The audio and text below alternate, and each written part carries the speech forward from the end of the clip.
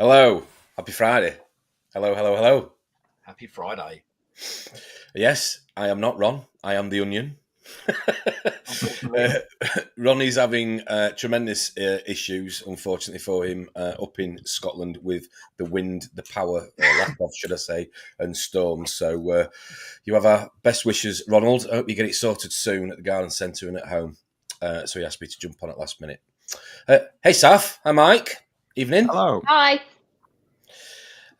Drip. Hi. Hi. We've kindly asked Drippy to refrain from playing the guitar as an intro because he wants to play as a little song and a little bit offensive for the old eardrums. So we asked him to. I've also bought a kick drum, so I could have added that in as well. A little sit-on kick drum as well. So. Yeah, you can save that for you can save that you can save that for Sunday morning. Yeah, I'm saving up for the thing that goes around your neck with the harmonica attached to it as well. Yeah. Okay, fair enough. We don't really have an agenda for this evening, but I asked Sapphire and Mike to come back on because I think it's absolutely pivotal to the channel to get latest gossip, I suppose, and talk to the shops, people in the trade, which is part of the network. So yeah, thanks again, Saph and Mike, for coming on. Pleasure to have you on. So as we do normally, I'm going to jump into the comments and say hello to all 50 of you that have made the effort to join us this Friday evening. I hope you're all safe and well wherever you are. You've got the power on and your reef systems are ticking over as well as they can be. Do you want me to play a nice little tune in the background as you're saying hello to everyone? Or you can do if you want to have a little, as long as it's mellow. Come on, let's have a sample for us before I start. Come on.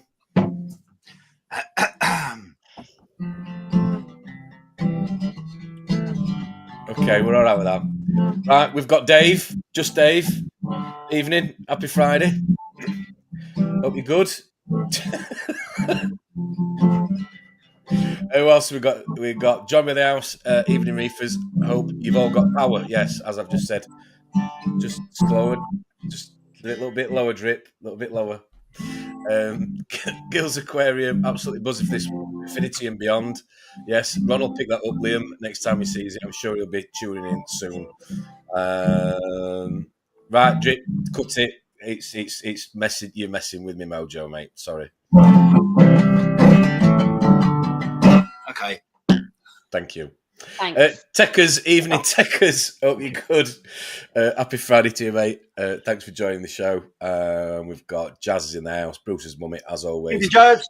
Evening. I hope you're going to be on kettle duty weekend after next when it comes to us lifting his 6B3B, whatever it is, through your front living room window because you're moving house. And we roped in for moving the tank. Can't wait. Go on, tell her. Go on. Yeah. Oh, dear. But no, I hope you're good, Jazz. And congrats on getting your new house. I'm sure you're looking forward to moving in soon. Gazza's Reef is here. Gazza, nice to see you. Not seen you in a while. Hope you're good. What else we've got in here? Leroy, to Infinity and Beyond. Yes. Bandit. New one here. Not seen this one before. The Offshore Reefer. Evening all. Nice, colourful avatar there. Copper band, very nice. A reef tank on an oil rig, maybe. If they'll allow it, you'll have to let us know if you do. If they do. Wow. Interesting. He might be the big boss. Yes. We've got Carlos is in the house. The music rooms. What's up, Reefers? Looking forward to seeing you next Friday, Carl. If you can make it for a beer or two next Friday at the Green Man. Be nice to see you. In the car park. Yeah. We've got Amanda Davison here. Evening, folks. We've just had gusts of 96 miles an hour. Electricity is out in all directions, but we are still okay. Battery backup at the ready. Where's she living? I don't know. You have to let us know, Amanda, whereabouts you're based. But yes, I hope you're safe and well. I hope you've got a glass of something in your hand for Friday evening. What else we've got? Got a battery backup in her hand. She's yeah. It's definitely a nail biting time when you've got no power, as Sapphire will talk to us about shortly. We've got Practical Reefer with us as well. Good evening, Practical Reefer. Finest, making a point of pop-up. Sorry, finest, make a point of trying to pop in whenever I'm passing from Scotland. Cracking shop. Yes, it is. Yeah, very nice shop. It is. John B, evening, John B. Good evening, Reefers. Thanks, John B. Nice to see you in the chat. And again, looking forward to meeting you next weekend at our first ever reef meet. Anthony's also with us. Evening, Anthony. Hope you're good. And we've got Matty Boy, we celebrate. It's actually Matt's birthday next weekend, and it's hence Matt, to be fair, and Steve, East Coast Reefers, should I say, who we're talking about meeting up for Matt's birthday, and Matt's going to be spending some birthday money at AAC. So it literally just snowballed a couple of Sundays ago in the live chat, for those of you that may remember. So there's about 20 of us now confirmed to have a meet up at AAC. So looking forward to that next weekend. Should be good. So happy birthday, Matty. Looking forward to meeting you next weekend, mate. Ryan's Reef is also with us. Evening, Ryan. Hope you're good. Nice to see you in the comments. Hope your tank's well. Cotty's not seen you for a while. Hope you're good, mate. Nice to see you joining us. Thank you very much. Who else we got? Mylot, another familiar face. We're getting some more regulars in, which is good. Thank you very much for the support. It's appreciated. Our old faithful Timothy. And the Good Jolly evening, mate. Crew. Yeah, good evening. Hope you're good, Tim. Tim's coming down with me and Lee next Friday, so again, should be very eventful, no doubt. Well, he is. What a boy. He is. Alan, please tell me you have a fish tank, because if you don't, we really need to make you one. Is Alan coming down again? I don't know. Alan's from Scunthorpe, if I remember rightly. So yeah, it'd be nice to see you, Alan, if you could make it next weekend. It'd be great. Daz is here. Go on, Drip. Any abuse? Any friendly comment? Anything for Daz? Evening, Darren.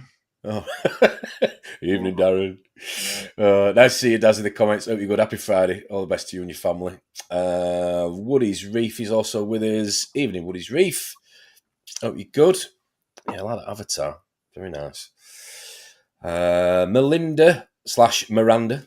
Good morning. Hope you're safe and well following the storm. Yes. I bet she's not having a storm down under. We've got Big Al's here. Big Al's tuned in.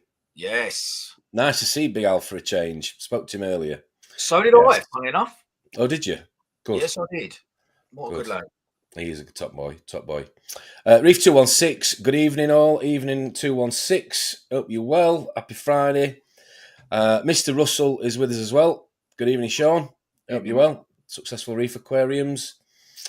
I think. Dave Bensley. Hope you're well. Hope you're good. Tank's looking rather filled out at the minute from your Instagram photos. I wonder why. Very nice. Tommy. I just got that. I just got that. Tommy B. Evening all. Hope you're well. Safe for the weather. Cheers, Tommy. Shout. Yes. Cheers to you both. Hope you're well. Hope you're good up there. They're also sort of Ron's, sort of not neighbours as such, but in Ron's region, should I say. So I hope you're safe and well up there.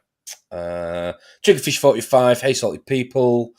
Nice to see you again in the chat. Scotty boy, long time no see. Hope you're good. Hope your tank's well. Need to speak to you soon. Have a catch up. I've spoke to you for a while. We've got Mark at Reef Quest. Everyone, I'll catch up later as I'm out tonight. Hi, Mark. Thanks for the messages recently. Thanks for the support on the Instagram towards the channel. Really appreciate it. And I think we are pretty much there. A few more stragglers. 3 minutes past 8. Chris, good evening. Thanks for taking the time and effort to join us. Dave R, thank you very much. Hayley, good evening. Looking forward to chatting with you on Sunday, on this Sunday morning stream. Should be a good one. Roberto, I hope you're feeling better. Rob's not been very well this last few days. Hence why did he just get the all clear? Hence why we've had a bit of a shake up with the panel. We've got the zoo. Not spoke to you or seen you for a while. Hope you're good. Man. Dave's Reef. Hi everyone. Hi Dave's Reef. Wow, coming in thick and fast still. NSB Reefs. Good evening. What is this pink hand thing that I keep seeing? It's a wave. It's something that people can do on YouTube when they're commenting. Come on, get with the program. Yes, like Liam says, 62 watching. Smash that like button. It would be appreciated. As I always say, it does help us attract new guests onto the channel. evening to Liam yet or not? I have said the good evening to Liam. What a day. Have a great stream. Sorry I couldn't make it. To infinity and beyond. Yes, exactly. Right. Are we nearly... Oh, right. Straggler here. Never heard of this guy before. Someone called Sam, I think. Got a big tank from Australia. Cheers, Sam. Hope you're good. And we are there. 65. Thank you very much, 65 of you that have tuned in on a Friday night. Like I say, hope you're having your takeaway, your beer, your glass of whatever, and had a good week at work, or even if a weekend. So, sorry, Saf, Mike. Sorry, you're still here. Yeah. Getting a longer register every week. I do apologise. Oh, it's good to see, mate. Yeah. It is very healthy. And thank you once again. I've noticed quickly that Sapphire's in another new spot for a live stream. Yeah, I'm always in the same room, but just different spots. Yeah. After my long day today, I had to be on the actual sofa, I decided. Fair enough. I need the relaxation. I'm not judging you, mate. Just noticed. You've still got your bath towel behind you, though, so... Shower curtain. Shower curtain. Oh, right, yeah. I knew she'd get that one in, don't worry. Don't worry. So, Saf, Mike, what's new? You came on before Christmas, yeah? Chat with. It's been a while for me. Been a while, yeah. Yeah, I was just after Christmas, I think. Oh, right, okay. Yeah, you said wear a Santa hat. I wore my little reindeer antlers. Nobody else on the stream put their hat on. I look like an idiot. Yes, I remember. Yes. I remember that. Yes. I look like that was my normal fashion. Yeah, where are they? Yeah, it was bad luck after Christmas, really, isn't it? Yeah, of course it is. Oh, no. Of course it is. Yeah, I don't want to jinx my ear. No, you don't want to jinx that. No. But other than that, you were all right? You good? Been a bit of an eventful day. Do you want to tell us a little bit about it? I've had an eventful day. Yeah. Well, you text me at 7:30 this morning before my alarm went off. So that gives everybody an idea in terms of what time I get up on a Friday. About a fish that you'd got me. I did, yeah. And then it was going really well. And we spoke on the phone while I was doing my water change on my DT downstairs, and then it took a dramatic turn, sort of rather down south very quickly, didn't it? It did, yeah. It did take a bit of a dramatic turn. I started my day today at 4:30, as I normally do on a Friday. Drove myself over to Manchester to buy some fish for the shop, and Tom. Bought more than my normal amount of fish, and came back with quite a hefty invoice for Duncan to pay. I dripped all the fish into the system, got them out. I was writing the little labels that we put on the tank, and the lights just flickered ever so slightly. And I said to Duncan, are we going to have a power cut? And he said, no, we've had this building for 3 years. We've never had a power cut. It'll be fine. I was like, okay. So I'm in the warehouse. Sorry. Since when does having a building for a long period of time eliminate you from having a power cut? Well, maybe he was trying to put it out into the universe. Yeah, okay. Also, he didn't see the lights flicker, and he said to me, you're probably tired. You got up really early. You sure you weren't blinking? That kind of stuff. Really trust you then. Maybe. But no, then about an hour later, I was in the warehouse on the other side of the shop where all our coral grower area is and the sump for our fish system. And I hear the fish system turn off, and I thought, oh, Duncan's tripped that probably, the heater's popped or a plug has got splashed or something. Turn around, looked at the coral farm, that's off too. I know it's on a different, I don't know what you call them in electricity, ring? Loop, ring, yeah. Loop, I don't know. RCD, yeah. To the rest of it. And I thought, that's really weird. Poked my head out into the shop, which had customers in, and everything is off. Oh, no. And Duncan just looked at me, and I just looked at Duncan, and we were like, oh my God. And we kind of waited for a few minutes to see if it would come back on, and it didn't. Yeah. And at that point, we had a few generators, so we're digging them out, trying to get them running, deciding what things we want to prioritize, which for anyone who doesn't know, you want to prioritize oxygen and then heat, probably in that order. So we're getting return pumps in, which is impossible because we are terrible at keeping wires tidy. So like we're on our hands and knees, like digging behind like every tank we have, like trying to trace wires, like find power packs, Wow. like plugging things in, like, is that it? Is that it? Trying to turn all the skimmers off so when the power does come back on, they don't instantly overflow. And then trying to get all the heaters on, and we have to, you know, shut the shop obviously because we don't have a till, we don't have lights. People are still turning up. They're saying, "Can I come in?" I'm saying, "Not really. It's dark. There's no windows in here. It's pitch black." You know, the people that were in the shop at the time, I was like, "Well, I guess you can have your stuff." So I'm holding my phone torch in one hand. I'm catching fish in the other hand. I'm bagging them up. I'm just saying, "Can you just transfer me the money, please?" And just texting them a little number, being like, "Can you just send that across to us? I'll just trust you do that." And then sending people out the door with their fish. And then we finally got actual power back on about 6:30, 6:45. By which point I've been at work for like 14 hours. And then Duncan stayed at the shop just in case it goes again. So he's still there now. But the main thing is, you know, all the systems are running. So the fish and the corals and all of that was fine. And Duncan was very happy. He managed to keep his big acro display going because that's the most important thing to him, even though I said to him, I said, "Nobody cares about SPS, Duncan. Leave it." Wow. So yeah, that was my day. Got home about 7. Tried to make it look like I didn't get up at 4:30 in the morning, and now I'm here. Oh, well, we'll love you for coming on. Thank you ever so much, Saf. You look great. How many power cuts have you experienced at Yorkshire Reefs in the time you've been there? Is this the first or 0? This is number 1. Oh, yeah. Okay. So you've always got like an action plan, but actually having to do it for the first time is tough. And I think as well, the problem with power cuts is once you've kind of got all the stuff running you want to have running, you just kind of sitting about. There's not really much you can do, but you have to wait there. You know, like you've got to be able to put more petrol in the generator if it runs out, or restart it and check all your fish aren't gasping at the surface. And I don't know, we were like taping poly boxes around stuff. Literally life support. Yeah, but no, everything was completely fine. Like in the end, it was only out for about 4 hours. But I mean, you don't know how long it's going to be out when it does go, and it was tricky. And the customers that are in the shop, loads of them were going, "Is my power out? Is my power out?" And I'm like, "I don't know."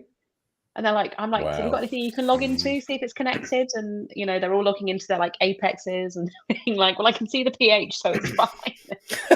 And I'm like, "Good for you." Yeah, don't matter about the wife and kids. I'll just check my pH. Yeah, sounds about right. But I mean, my biggest shout out of the day really goes to this lovely customer of ours called Luke, who's got a very nice kitchen shop called Counter Interiors. Should you want a kitchen? But he lent us his generator. I've got to.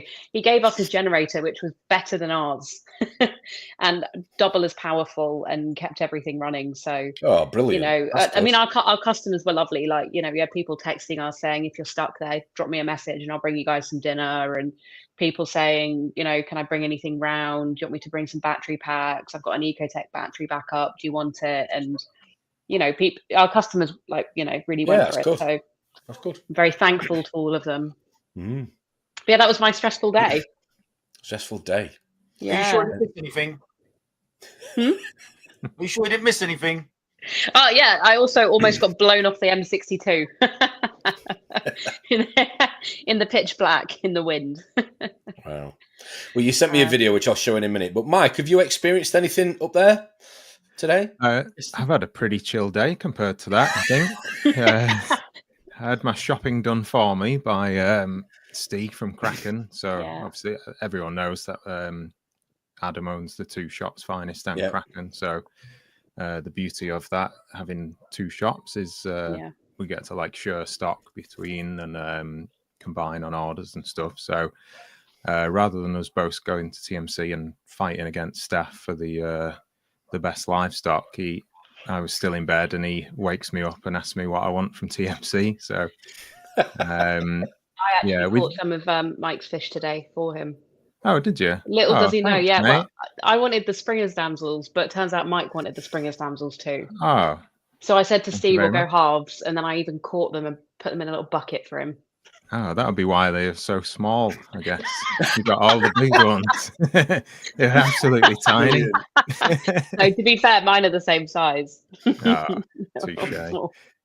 Yeah, I had to put them in my critter rack because they would have gone down the weir of my main fish systems, I think. But Have you ever? You've been at Finest for a bit, Mike. Have you ever experienced a power cut there? Have you got a contingency plan or? About 45 minutes, I think, is all we've ever had. Just the one time, and we're on like an industrial estate, which I think is similar to Saf's situation. I think it was the whole row, but yeah, it was back on pretty quick, luckily. After listening to Saf, I was just sat thinking, we need a couple of generators pronto. Like our contingency would be like sticking our arm in the tank, I think, and just swishing the water around. I did that in the bath earlier. Yeah. To be fair, we've got a really stupid design on our fish system where our emergency overflow pipes are the wrong length and are actually like shorter than the main pipe where all the water's coming out. We keep meaning to fix it, never have. Not ever really been an issue because the fish system is never really off for long periods of time. But the sump will overflow if you leave it too long. So once we realised the power's not coming back on, Duncan and I are like in the warehouse with a jug each, like jugging water out the fish system into buckets. Nice. Wow. Well, I've got a video that you sent me earlier of the shop. Yeah, the background to this is Tom said, "Can I have a nice video shop tour of your shop?" And because I jinxed it. I'm surprised you haven't blamed the onion so far, but literally, I was saying, can you send me some pictures of stock for people for tonight? Because obviously, people who are watching at home like to see some of the stuff that you guys get in. Because quite often they'll get to the shop and somebody's nabbed it before they get to see it. So it's always nice on a Friday if you've been to TMC etc. to have a look at some of the stuff. But yeah, I got this back instead. Yeah. Oh, that beeping. Oh, that beeping. The alarm. It's the alarm going, help, I've got no power. You can tell I was mid putting stock out because what I call the bath is still sat out. Yeah. Like polystyrene on top of the coral systems. Oh, no. There's the generator like running the SPS tank. It's so funny how quickly all the fish went to bed though. Yeah. I mean, within half an hour of the lights being off, just everything was gone. Here's me showing you some of Duncan's lovely acros. Beautiful. Wow. It's one way to get rid of customers, I guess, isn't it? It didn't work. It didn't work. They kept coming in. And then they were saying, oh, it's fine.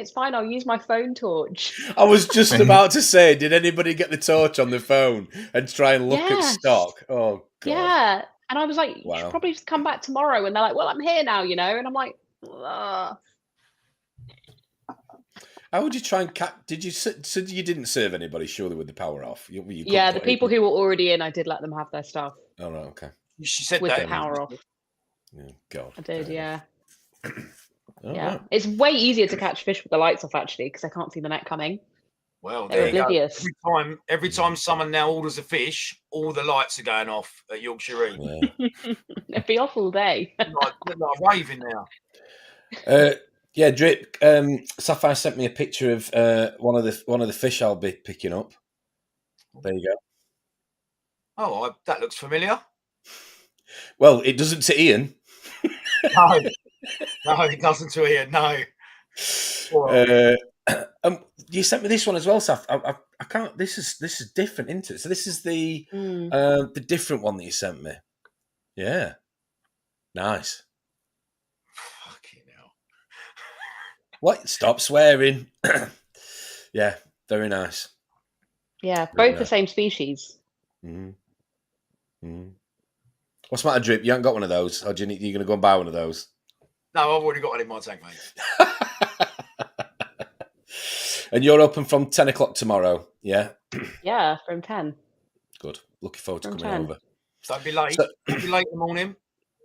So other than the power cut and a couple of fish that I did manage to get pictures of from you, is there anything that you're excited about at the minute in the shop? Anything happening that people should know about? Oh, I don't know. It's hard to say. It depends on what people like. I mean, Yeah.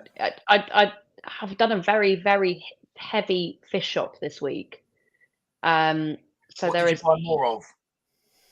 what do I buy? Well, do you know what I've started doing is if something's really nice, buying loads of them, which is What's something I never did popular? before. What's popular in your shop at the moment, fish wise? Well, I mean, we've always been really big on wrasses. Right. I don't know what it is, but I would say if I buy a load of nice wrasses. So, I mean, we're really happy to hold stuff for people.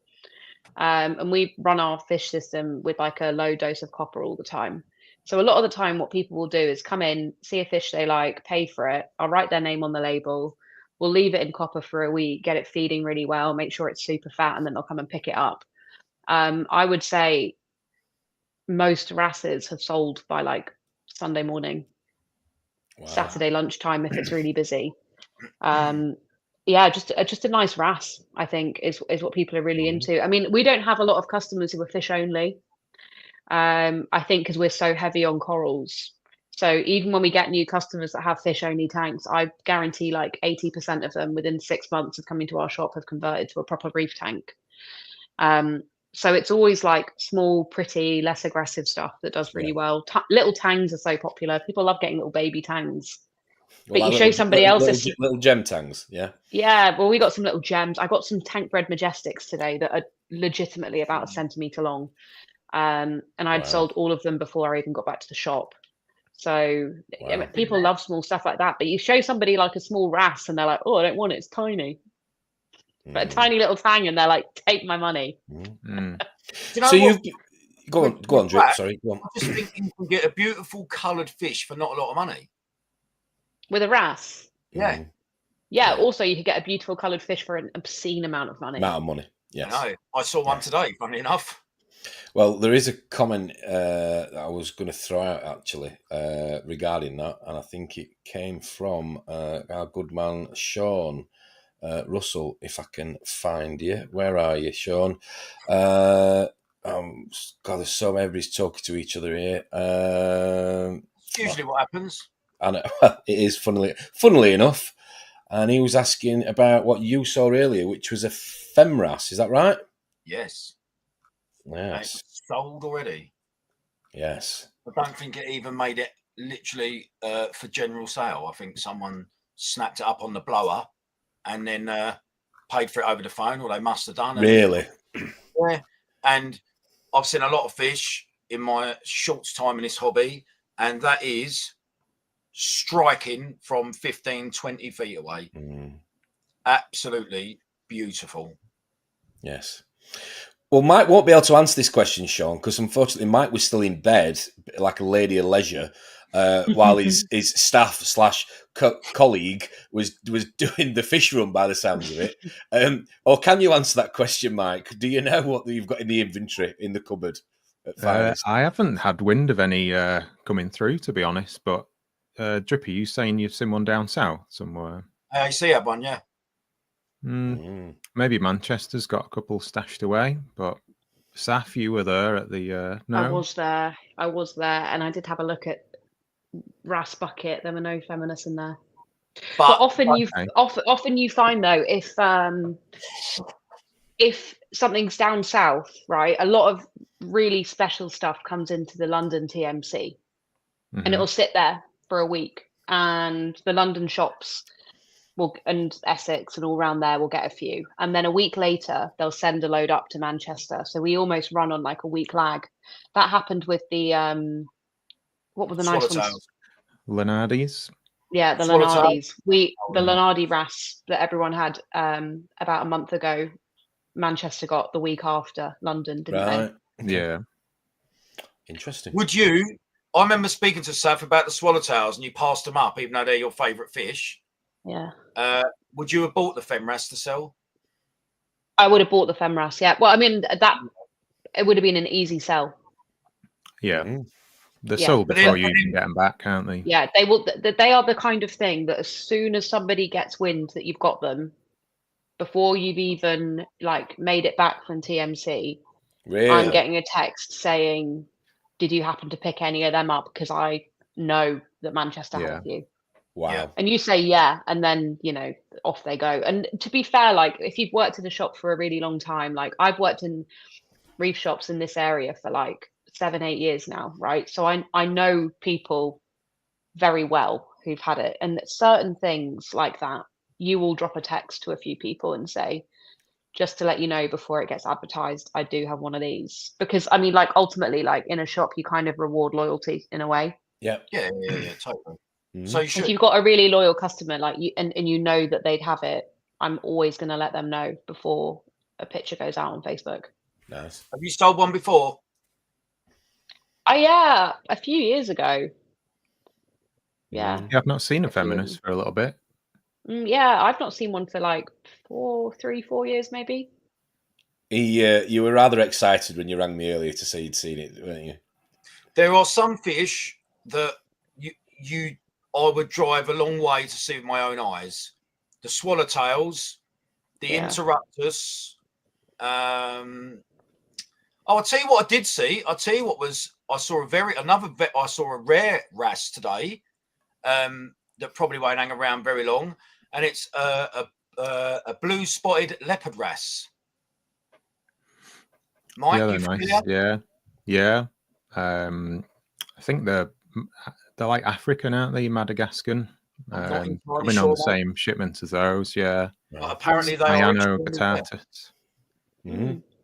Yeah. Where are you seeing all they these fancy wrasse? AAC? Yeah. Yeah. It's your LFS drip, isn't it? There was only one. Yeah, I'm 10 minutes down the road from AOC. I've got to ask you both, Sapphire and Mike, when you go to TMC and you pick these fish, and you were saying, Sapphire, about Duncan obviously having the invoice, how does it work? Do you go around with a calculator, or are you told, like a child from their parent, how much pocket money you are given before you go into the sweetie shop? You know, how does it work? It's all written on the back of her hand, I bet. I go in with a list of things that people have asked me for in my back pocket, Okay, but there's no prices on the tanks at TMC, right? right. Oh, So if you're buying bread and butter stuff, you're not thinking about prices. You're just shoving it in buckets before Mike comes and takes like the whole tank's worth. yeah, poor Mike. Yeah, it's a bit of a scramble some days, isn't it? It is, but do you know what? Like Mike and Steve are like super, super nice. They will get stuff and say to me, "Did you see that tank over there with those? And oh, do you want a couple of mine? Here you go," and take some out their bucket and put it in mine. Like, Yeah, that's good. We play nice, don't we? The three of us. We do play nice. Yeah, we do. Which is how it should work, really. You know, everyone should get to have a finger in the pie. But no, I mean, I don't know how it works for Mike, but the rule with me and Duncan is, as long as you sell it, it's fine. But you have to make it like, you know, when I saw those Japanese swallowtails, for instance, you know, I said, how much are these? Because I'm going to ask that before I shove them in a bucket. Yeah. You get told how much they are, and you have to kind of work out what you'd have to sell them at. And you've got to think, will somebody pay that money for them? And for those, ultimately, I thought that's a really big gamble. No. So I didn't buy them. But they are my favourite fish, so I did look at them for a bit. Yeah, I took a little video of them, stared at them for a while, and then, I don't know, just hesitated. It was Friday. I thought, well, they're not going anywhere over the weekend, and the next week they'd gone. So, have either of you bought anything then back from TMC thinking it was going to be an absolute showstopper and it's not sold at all? I got, sorry to jump in, the lineatus dwarf parrots and the Scots, like the Aussie Scots dwarf parrots, are normally selling before you get back to the shop. I think it was 2 Scots and 2 pairs of lineatus, and I've had them for 2 weeks and not a sniff of interest. I think I sent you a video, Tom, so maybe this is the little push that they need. Oh, right, okay. My lineatus dwarf parrot, but like they're not cheap.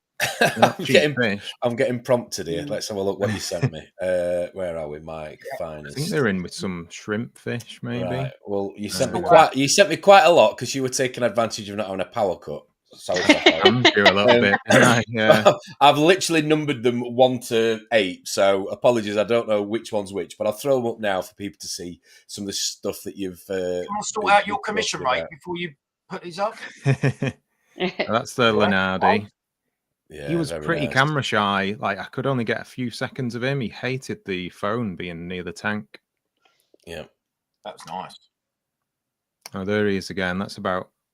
I had to hammer the tank with food just to get the video. So He's a good eater, though. Look at him. yeah, they're quite aggressive, aren't they? For an Amsees, they're normally like quite timid fish, but Lenardis are yeah, they're not shy. They're beefy. Yeah. Rob said they're quite boisterous, or they can be. Yeah. But they're really, really good wrasse to throw in if you have loads of other wrasse, because they're absolutely like going to hold their own. All right. Okay. You know? I mean, I find like a lot of, you know, some wrasse can be really finicky, like leopards and peacocks, and you know, ones that want to be eating little copepods off rocks and things like that. They're really shy. You know, you get small ones of those, and sometimes they just can't compete if you've got a tank full already. But anything that's like smashing frozen food in like that, you can chuck it in your tank. You know, it's going to be okay. What else did you throw me? Mushy. Bouncy, that's just, the bounce in the Red Sea display. She's quite a good size now. We've got the same bounce in our Red Sea display as well. Yeah. It's like tomatoes on toast. Fried green tomato. Yeah, this was a bit of a stowaway, this one. So I got some Aptasia filefish on a direct import from the Philippines, and this was in there.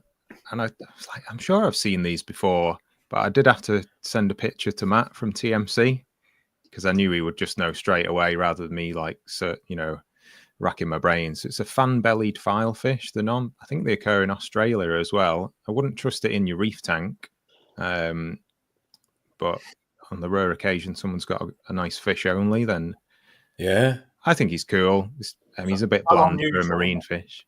Yeah, but they've got that nice, the ventral fin kind of thing there. It's quite nice and colourful when they mature. Different. Just very different. Oddball, yeah. And then we've got what you send me this one? Tank bred regal. Oh, don't. Tank bred regal angel. Absolutely tiny. What are the chances of that coming up on a day like today? Do you want to explain? Do you want to explain why that's a sore subject, Drip? Not really. Oh. I gave my beloved fish that I had from smaller than that, and he was just starting to mature properly. I gave him back to AAC yesterday because he was stripping flesh off Aquapora like it was going out of fashion. Oh, really? Was he a tank bred one? Yeah, mate. Listen, all that tank bred stuff. Don't for a second think that means they are less likely to nip corals. I've had a tank bred majestic that hoovered Aquapora flesh. This thing smashed Euphilia. The same with the majestic, that smashed Euphilia. It sounds like you just don't feed your fish enough. Yeah. Trust me. They're starving. They were getting lovely. Oh, that's pretty. A multi-bar. Yeah, tank red banded or multi-bar. Yeah. I'd love to have a go on that. I love them. Yeah. We've got one in one of our displays at the shop, and it's a fantastic fish. Yeah, they're pretty cool. Matt at TMC calls them like cryptic, like a golden angel or one of those, and they're always just in the background. Yeah. Oh, there's the lineatus that I was on about, the dwarf parrot. Right. Lovely. I think that one, I had to put the orange filter on some of these videos because the coral trays were like spilling blue light, and it was horrible for the phone. So the colour's a little bit off, but they are stunning in the flesh. Yeah, lovely. Lovely fish. And why don't you think that they're selling at the minute then? Why do you not think there's an interest? Is it just... I'm not too sure. I mean, I'm not... 2 weeks sitting on a fish is, is absolutely fine. I'd rather them settle in properly. Yeah, they're healthy. Yeah. This one we've had a little while. He's a Leopropoma fasciatum, Swiss guard. It's like, I don't know if they have a common name. Rainbow basslet. Sorry. Basslet. Yeah. We've got a very, very cool Leopropoma that we've been sitting on a while as well, which I think is ridiculous. We've got a Leopropoma multilineatum. Yeah. Which are kind of pinky with really sorry. If you two are having a fish off, can you just calm it down for me and Drippy? Because I have no clue what you're talking about. Mike's thunder here. Yeah, no, we've got one that's like the same genus as that, but different coloration essentially. That's beautiful, and we've been sat on a while, and I don't understand why, because it's a lovely fish to look at. Yeah. Do you know what? They're just a bit secretive. Just going back to the multi-bar. Did either of you two have trouble getting it feeding? Because I've heard people say that they've had trouble getting them feeding in captivity. Yeah, the wild ones. Sorry, Yeah. I've always got the wild ones to eat, right? But like, if a fish isn't eating, I won't sell it until it's eating. But I know I can get a fish onto food, right? So I'll say to people like, put a deposit on it. I'll get it feeding. Come pick it up. The way to get the wilds, in my opinion, feeding is to put them in a tank with something that's super peaceful and not fast and slow. And then you start feeding them just live brine shrimp. Yeah, like Tom or like a sea slug, same thing. But you shove them in there, start them on live brine shrimp, get them eating really well on that. And then and this is the same way that I get mandarins onto like pellets and stuff. Once they're eating live really happily, you start putting frozen in with the live, and they start eating the frozen by accident. And then once they're eating the frozen, you start putting pellets in with it, and they're eating pellets by accident. And then you can just get them straight onto pellets. It's the same with Moorish idols, really. Copper bands I've not managed to get onto pellets, or like very few of them, but I always get them onto frozen first. My copper band at the moment will only eat live brine shrimp. I know. I'm training him. I'm just going to jump into some of the comments and say good evening to some people who've made an appearance at the last minute. Good evening, Mr. Rodders. Hope you're good. What else have we got in here as well? Some other comments. Tony Close Reef UK. Yeah. Hi, Tony. Hope you're good. Happy Friday to you. Who else have we got that made an effort? Digital Corals. Good evening, Digital Corals. Hope you are good. Thanks for joining us. Happy Friday to you as well. A lot of chat going on between one another. We've got Corey from White Corals here. Evening, Corey. Hope you're good. Thanks for the continued support. Really do appreciate it. Matt Wyatt. Remember, I'm on the FEM list, he says, Mike. I'll pretend I knew that and just nod. Yeah. He is now. Yeah, he's top of the list now. Yeah. We've got Leah. Good evening, Leah. Hope you're good. Thanks for joining us. Regular in the chat as always on a Friday night. Ange is here. Angela Hughes. Good evening, Ange. Hope you're good. Happy Friday. I think there's, like I say, a lot of people talking amongst themselves. Apologies if I miss anybody, but we are up to date. So, coral-wise, Sapphire, you weren't able to send me anything of the coral tables. What have you got at the minute that's anything that stands out, jumps out, anything to be excited about on a Friday? This sounds ridiculous because everyone's going to say we don't care, but I got some amazing soft corals at TMC today. Cool. Some absolutely neon green toadstools with super long like polyps and tentacles on them. Really cool. And they are honestly my highlight in corals at the moment. I think soft corals are overlooked sometimes, but lovely. Got some really nice clams. I've accidentally ended up with like 30 heads of dragon soul torch, so need to do some stuff with that. Got some really good tiger torches recently. All our own frags, all the frags we sell in our shop, we've grown on site. So I'd be really biased if I say they're great, but I mean, they are, and they're very healthy because we've sat on them for a very long time. But no, the coral tables are looking full at the moment. I mean, you'll see them in the morning. Yes. I wanted to show you them this evening, but unfortunately there was no light. I'll take some videos when I come over tomorrow. By morning, you mean about 1:30 in the afternoon? Oh, behave. Do you know what? Behave. I hate the morning, so I'd be happy with that. All right, okay, fair enough. Is the torch craze? Is it gone now? Is it still a fashion? I mean, Mike, Saf, you both know you in the shops. Do people still crave for the latest torch that's called whatever, or is it been and gone? They still sell pretty well, I would say. We might be past the peak, maybe. Just as things have been available for a while now, so sort of maybe I wouldn't say it's completely over, but yeah, we might be over the peak, I would say. Over the peak. Right, okay. Yeah, I'd agree with Mike. They're still really popular, but obviously we're not selling out of them at the same rate that we used to. What's a new kid on the block then? Yeah. Gonnies? Well, what I was going to follow that up with was saying that so like torches you sell in a shop, they're normally either going to be like maricultured colonies, or ones that were wild and you've kind of grown out and fragged, or they're the expensive named ones. I think the expensive named ones have better survivability than the maricultures and stuff, purely because they've sat in captivity for so many years now that they're used to fluctuations, because like not everyone keeps their calcium perfect all the time. Sometimes somebody might bottom out their phosphates, and corals get used to that. So I sometimes find spending more money on a torch, you get a better response from it in your tank. So I think when people are buying torches now, they're more likely to go for the more expensive named ones than they were when they first came out.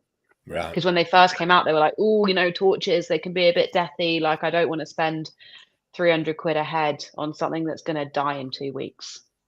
You're a born saleswoman, Seth.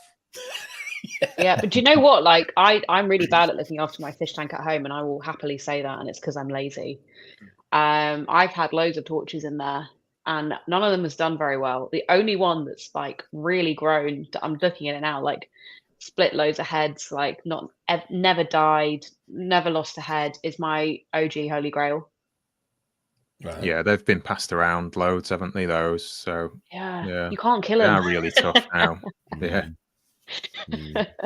So, other than torches, then, is there anything else at Yorkshire Reefs that's popular at the minute? You say you got the soft corals. Anything stand out? Any? I don't know. I think we do a bit of everything, really. I mean, I don't think at the moment there's like a craze for any species or type of coral in particular. I think people just like things that are healthy and look nice. I mean, colourful. Colourful. If it's stupid colours, someone will buy it. I mean, I'm a massive fan of things that are a bit more muted and maybe a bit more like pastel-y, and look a bit more natural. But ultimately, in the shop, it's stuff that's like fluorescent that's going to sell. Yeah. Surrey Reefer, evening Surrey Reefer. He's saying Gonny phase at the minute, as far as he's concerned. Are Gonnies still popular? Are they still top of people's wish lists, Mike, do you think? Yeah, I would say they are pretty popular still at the moment. We get these ultra red Gonny frags. So, like what Saf was saying about the torches that have been in the hobby for a while being much hardier. These seem really good because, going back 10 years, red Gonnies were like mega rare and, they were hundreds of pounds and very fragile. But Gonnies seem, I don't know if it's ICPs or salt's better nowadays or what, but Gonnies seem easier to keep than they ever were. And then, in particular, if you can get one that's doing well in someone's tank and get a frag off that, that's even better. Got a couple of amaze balls Gonnies in last weekend. Yeah, just a couple of little frags. They're, obviously tank grown as well. So yeah, certain bits. Are you going to keep one of them as a mother for the shop? Probably not, to be honest. Sam looks shocked. Don't worry. I'm known for squirreling away Gonnies in my shop. I will buy Gonnies just to put them in the back and not let anyone ever look at them. No, I love Gonnies are my favorite coral, but I don't think the Gonnie phase ever died. I think they've always been really popular and they're still as popular as they ever were, personally. But we have Gonnies in the back that Duncan or I have owned for I don't know, coming up a decade now, that we take frags off and grow out and sell. So I've always been really big on them. But I think that makes our customers really big on them, because I love having loads of nice little gonny frags ready to go all the time. And we talked about torches a second ago in terms of it a different head, like a hammer or a branching coral, so you know you can frag it. At what point would you guys say that a gonny is sizable to frag? At what point do you decide, right, that's big enough, I'm going to frag it? Depends how desperate I am for money. Okay. Right, okay. No, but you understand what I'm saying, though? It's quite clear when somebody's growing another head and it's branching and it's easy to cut and separate and put it on a plug or whatever. But the thing about gonnies is if you're fragging them properly with the kind of stuff that like me and Mike have, like the proper griffin saws, yeah, you can work off a piece probably half the size of my little fingernail and grow that into a proper size frag in probably 6-8 weeks if you look after it. Right. So you don't need to take a lot off to grow a frag from it, but it does take time and a bit of precision. Yeah. Okay. I think the method sort of with a colony, because it grows like a ball, doesn't it? So you'd almost like take the top bit off completely. So you'd have like half of a sphere, re-glue that down as your mother, and then the band that you're left with, you'll chop that into sections and put them on frag plugs, and you'll get like little squares basically, and they'll be your frags. But I know the guy who does these ultra red gonnies for us, he keeps his colony and his display intact, and he'll have like, I don't know how many frags he has, but he basically just grows them as frags, cuts each frag in half, glues that down a couple of weeks, let that heal, and that's what he brings in. And then he keeps half of those frags, grows them to double the size, cuts them in half, so he never touches his colony. He's just cutting the frags in half each time. Yeah. I will happily do that with things. I tend to do that with like the more expensive stuff actually. So like amaze balls and gold nuggets and love blossoms and things like that. I tend to frag frags that I've held on to. Yeah. Whereas things I have big colonies of, I do the same as Mike, cut the base off, keep the top. I cut my base into triangles though. Oh yeah. Because I think they heal into a circle better. Yeah, you're probably right there actually, yeah. So I'm just going to jump into the comments, quickly, and say hello to a few more people. Paul's here. Evening, Paul. Hope you're good. Hope everything's all right. EAC. Thanks again for the support for the new meet next week. We'll talk about that later on in the show. Did you say we're up to 20 so far? Just so he's got. 20 have confirmed so far for next Saturday on the back of Matt's Norfolk Reefers birthday. So it'd be great to meet up then. For those of you that aren't already aware, if you do live local enough to AAC, it'd be nice for you to meet us next Saturday at 10 o'clock. What else we got in here? Liam picked up, he sent me a photograph of this. He's fallen in love with a little frag of some waving hand soft coral this week. Looked amazing in the display tank in the shop. It's not pink, is it? No, it looks a little bit like xenia, but it's a cross between like a xenia and sort of a gonny. It's weird, but it's nice. Different. Yeah, soft coral though. Let's have a look. What's called John Wright? Might look display. There's people talking amongst themselves. What's Corey saying? Bigger imported and down. Just quickly while you're going through them, are we now allowed to refer to Sapphire as the squirrel? Of course you can. Call Sapphire whatever you wish. Lovely, thank you. Dave's asking to you both, any Blastos coming back into the shops, Sapphire and Mike? Not your bulk standards, but the weird funky ones which came around last year. Blastomusa. Yeah, like legally, no. Yeah, I was going to say that. You can only legally... the Oz ones tend to be green or red, and generally anything that's not that kind of shouldn't be here, I guess. Right. You can get Indo-cultured ones, right? You can, but they're normally quite small, aren't they? They're small heads on them. Oh no, the Indo ones are big. Yeah, but they're so expensive. Yeah, I've got some WYSIWYG pictures from a supplier actually, and there's some nice coloured ones on cultured bases. Tom, you still got that Blasto I gave you? Or have you killed it? I've still got it. It's in the garage. It's the, I don't know what you call it, the red one with like the luminous yellow eye, whichever one it is. Yeah. Like old school. Yeah. I love it. It's got about 20 heads on it, mate. Yeah, Well, you want it back now? I've grown it out for you. No, you're going to give it to Dave. Oh, am I giving it to Dave for his tank? Okay, I'll give it to Dave. We could do that. We can Little do a tank donation present for the little man. if he's not already got one. If he's got one, he can't have it. Evening, Scott. Hope you're good. Bearded fish guy. Hope you're good. Also, we've got. Yes, it would be appreciated if you could give us a thumbs up. Like I say, it does help the channel. Scottish Reefer, new face. Great Instagram, mate. You are very good at that. Nice little tank. Very, very intrigued with what you're going to be doing with it. I have to agree. Gunnies are taking over in the social media side. I agree with Mike. ICPs and a close eye on manganese seems to help greatly with them. Yes. Yeah. Where were we before ICPs? Just water changes? Testing salinity? Stab in the dark, wasn't it? Really? I remember when ICPs were first coming out, and you could only get them from was it just Triton that did Triton? that? Yeah, they were first, weren't they? Yeah, and I remember the shop I worked in didn't even sell Triton, so people would come in and you'd be trying to racking your brain trying to work out why all their corals are dying, and then you're like, there's this one final thing you can do. It's something called an ICP, but we don't even sell them. You're going to have to go onto the internet and find one and print it off and bring it to me in the shop. Wow. Let's have a look. Sorry for saying more colour variation with gonnies these days, but torches now are a gold variation of brown. I think it depends on what access you've got to what shops, haven't you, and what they've got.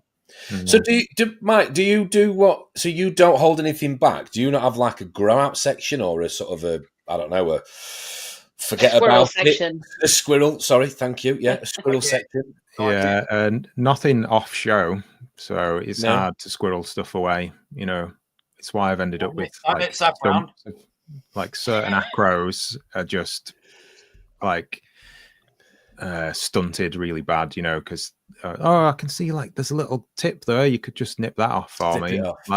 Go on then, and I think if not to try and plug my videos, but on that SPS video, you might see there's you've just plugged me. You've really come out your shell since the first time you came on. I'm getting told what to do here. Okay. You're a born salesman, Mike. You're a born salesman. They're not.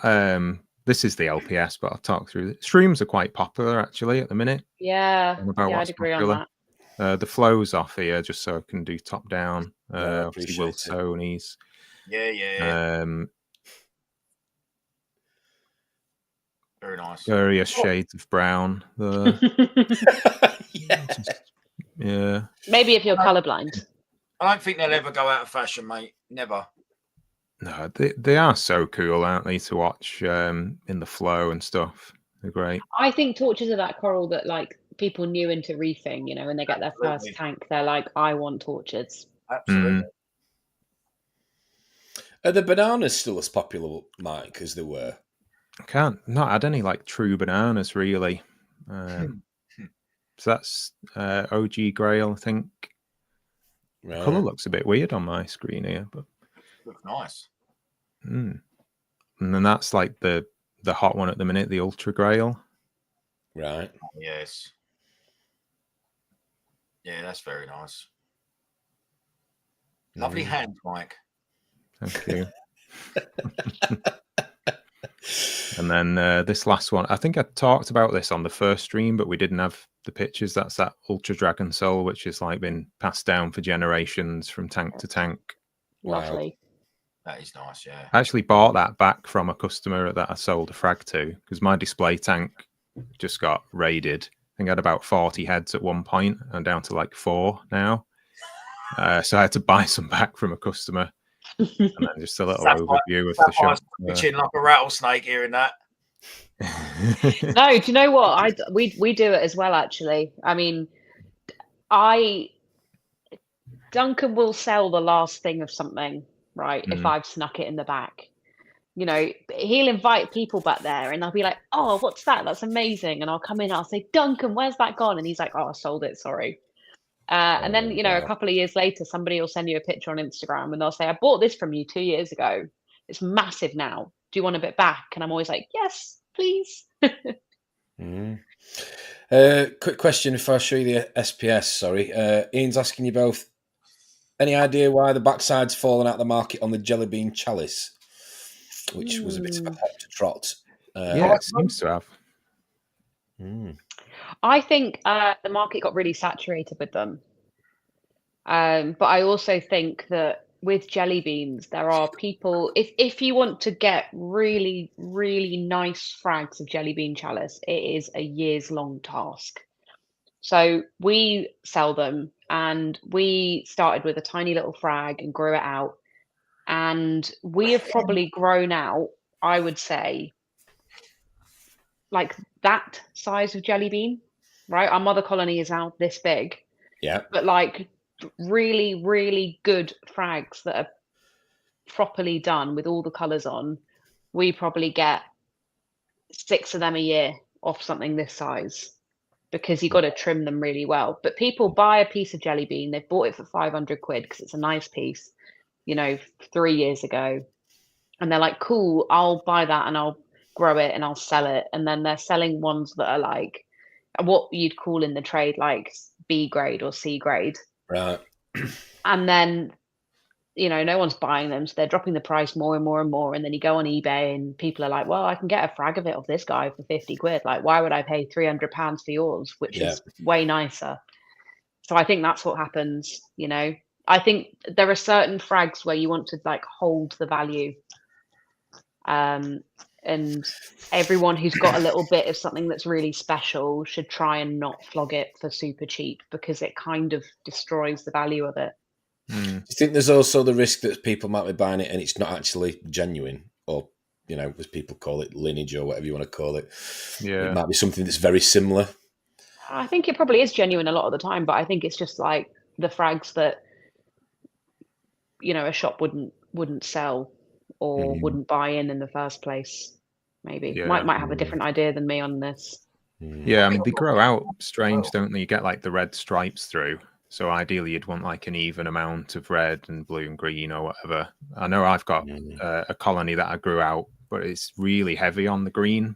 And those green frags have been sat in that tray for ages. They're growing well, but they'll probably sit there for a while longer. I'll have to reduce the price. But obviously, if I chopped a bit and it was mostly red, then that probably sells straight away, Yeah, because they change color jelly beans based on what color's touching the outside, right? So the blue stripes will go through them, and where the blue touches the outside, it's green. So to get really good frags of it, really you have to take a frag and then I never knew that. Cut that frag in half and then grow them out a bit and then cut them in half, and it's kind of like a constant like pruning almost, a bit like grafted Monty. If you buy a piece of grafted Monty, half the time it's not going to grow out that nice 50-50, is it? The green grows really quickly and the red just sits there and you keep snapping bits of green off. Yeah. Well, funny you should say that. I've got a red one in the garage that's got green in the middle, and the green has not changed. It's just still the small little dot. Like you wouldn't even tell. You just, if you glance, you'd just be like, that's red Monty cap, just red cap. Anyway, let's have a look at some sticks, Mike. So that was Taylor's hand. We've just got a few from Reef Works in this afternoon. I watched the stream a while back. That looks nice. Grainy, that, isn't it? Is Cytheria that one? Right. Not sure if the. Oh yeah, I can see it coming through now. Yeah, cameras. Yeah. They were in HD, these when I sent you, but I'm not sure what happened to this file. Seems to have gone a bit grainy. Maybe it got a bit wet. Yeah, that's the PC Rainbow Mother Colony. You'll just have to take my word. You can see the colour, but not the detail there. Don't know if the rainbow looms are just there in the shot now, like those two sort of bright greeny yellow, but they're just like a lump, There's no real like growth tips, just because they got fragged over and over again. What lighting are you running on that, Mike? It's got the Reef Factory Reef Fleur lights on. They're really nice colour on those Reef Factory lights, to be honest. And Taylor gets collared by a customer and he just puts an acro on top of that Monty. He's like, I'll just leave it there for a minute. I'll probably still be there when I get in the morning.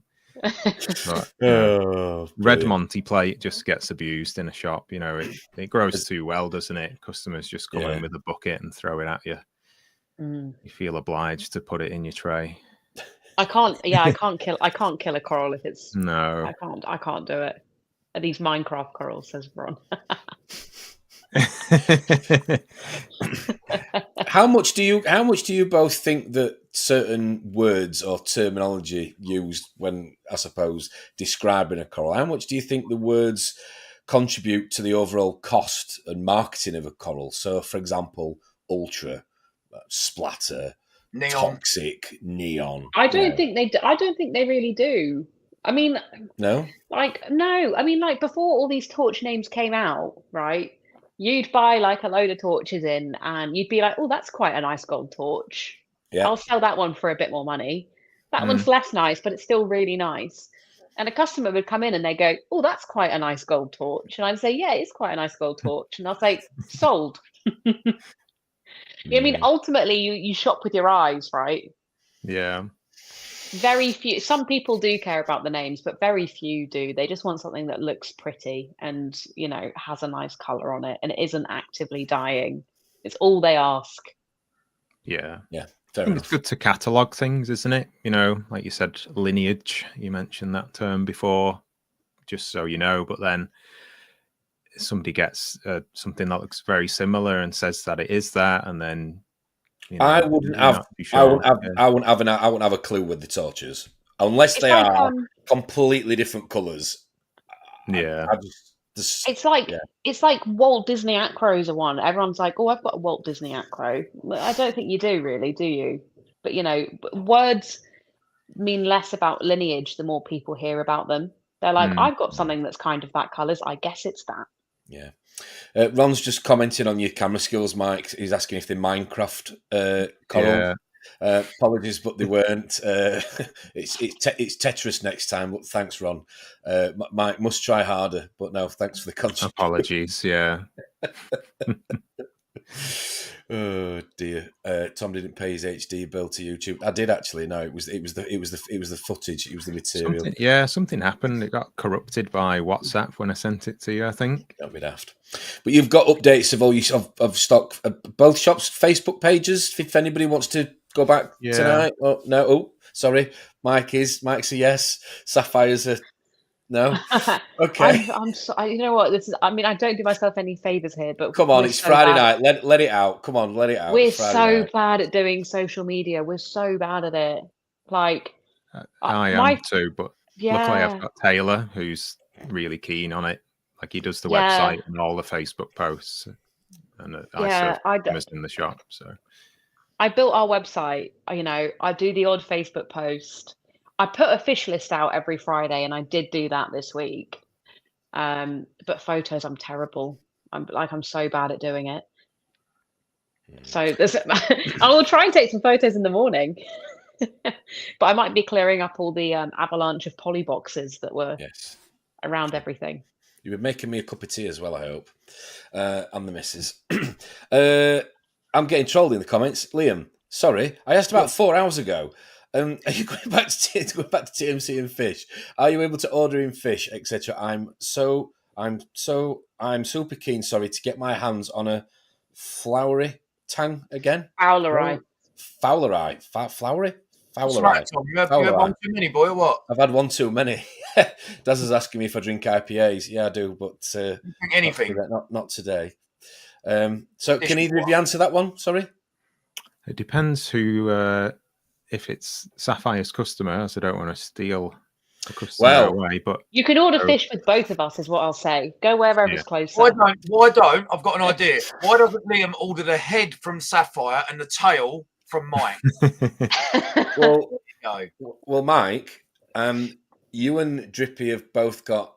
You've got to take some responsibility for Liam because. Well, it's Mike, really, isn't it?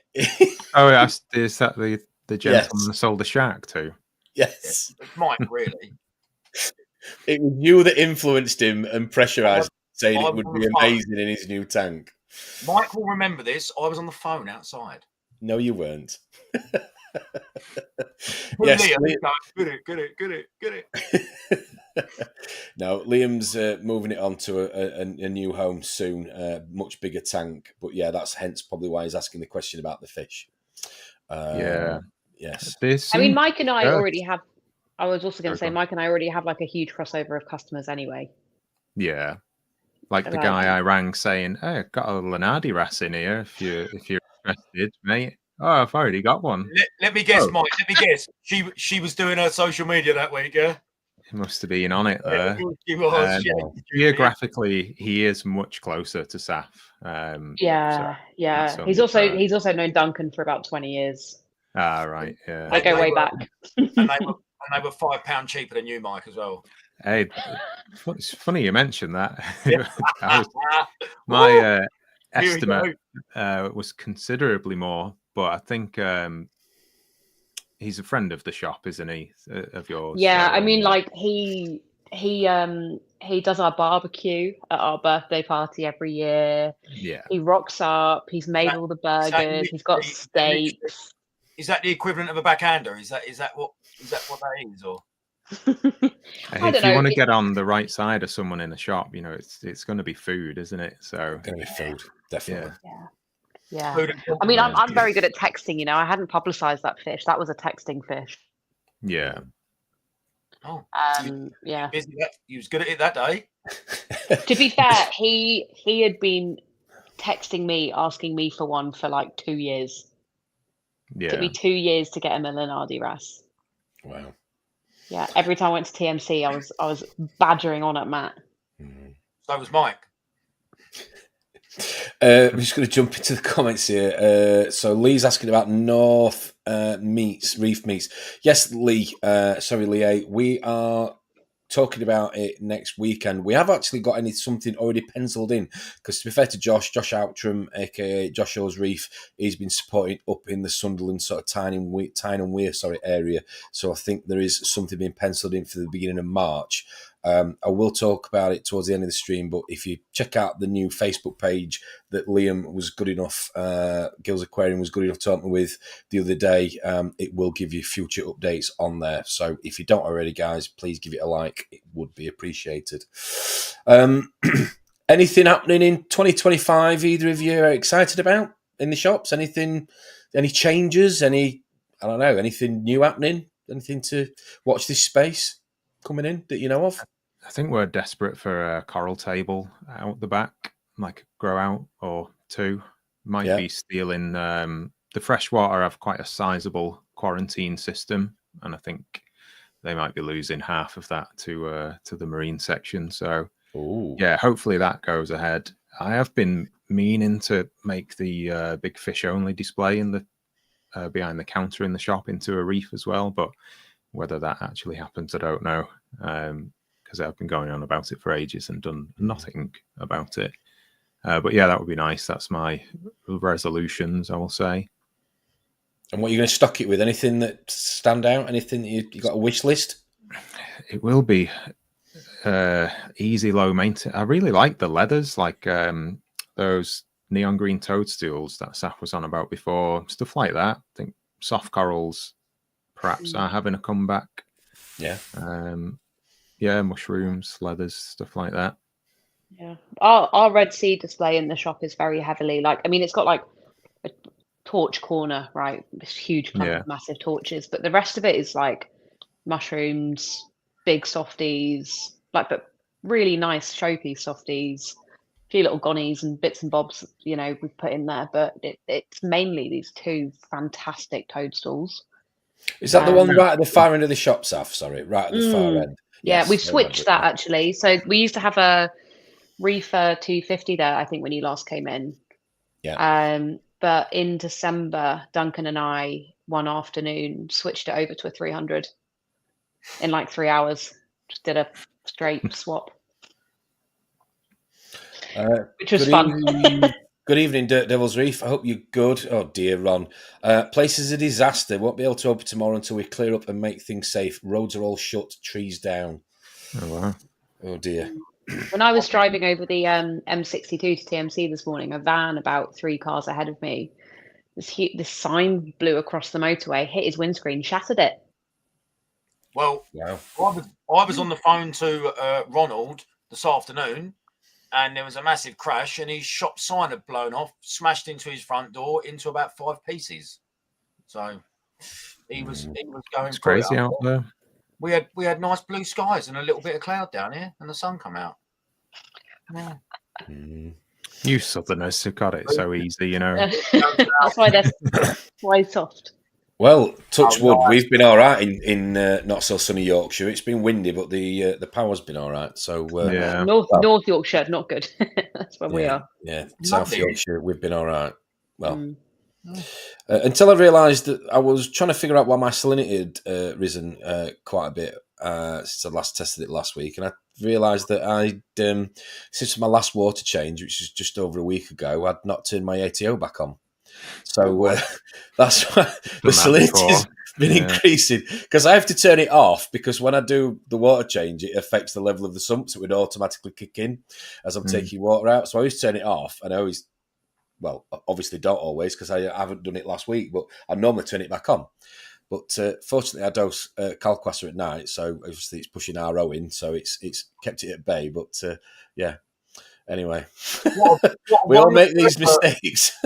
What a wonderful advert for the new reefers that might be in the chat. We all make mistakes. Queen Bleh of Ghosting. All colours are beautiful. Thanks for joining us. New name to the show. Let's have a look. Reef Rondo, you guys in the Central Belt got a beating. We were just getting peak winds now, and it's another. So yeah, one Scot to another. Yeah, but I hope you're all safe. Really sorry to hear, Reef Rondo. Can you imagine the stress? Yes, it's been terrifying. Yes, yeah. Oh dear. What's Corey saying to us? Don't know if it was already answered. What background to both have, like degrees, long-term hobbyist, how you got into the industry? Love hearing these stories. Well, he's not talking to me or Drippy. Speak for yourself on that one, thank you. Got a degree in plastering. Saf, Mike, who wants to go first? Mike can go first. Oh, go Mike's going first. Ooh. I did 5 years at a Maidenhead. Started on the freshwater system, but obviously the marines on the other side of the room was just too attractive, so quickly gravitated to that. Admired the life out of the lads who were there. Just absolute punished them for information every day in work. Got a little Red Sea 130, like the first sort of little plug and play reefer. I deliberated over like a custom build for ages and ages, drew out little diagrams, and then one day just took the plunge and just got it. And 18 years later, never looked back. So I did 5 years Maidenhead, 3 at TMC, and about 2.5 at the Abyss. Then I had a little break from the trade, and ended up at Finest when they opened. So yeah, no degrees though. No degree. Love hates about it? Any love hates? I did need a little break, I think, after I worked at the Abyss, to be honest. It's I learned a lot there, but it is a busy shop, and the weekends are unforgiving, shall we say, for the staff that work there. So yeah, I had a couple of years out, but yeah, I thought I was kind of done with the career in reefing. You know, I didn't have a tank actually in that little gap for about a year, and I resisted having a tank when I started at Finest for quite a while, but soon ended up giving in. I've only got a little nano tank. I've never really had a huge marine system at home. I've always just had sort of like little nanos and things like that, and then just looking after display tanks and the coral trays and stuff at work is enough, really. Sometimes, you know, you do it all day, you've had enough, really, and another tank at home is just too much of any size anyway. The nanos are manageable, you know. You can carry your water change bucket in one hand. That's all you need for a week, you know. Before we come on to you, Sapphire, just one thing I do want to ask you both, while it's fresh in my mind, is: have you ever had a situation where you've had two customers that both want the same fish or coral?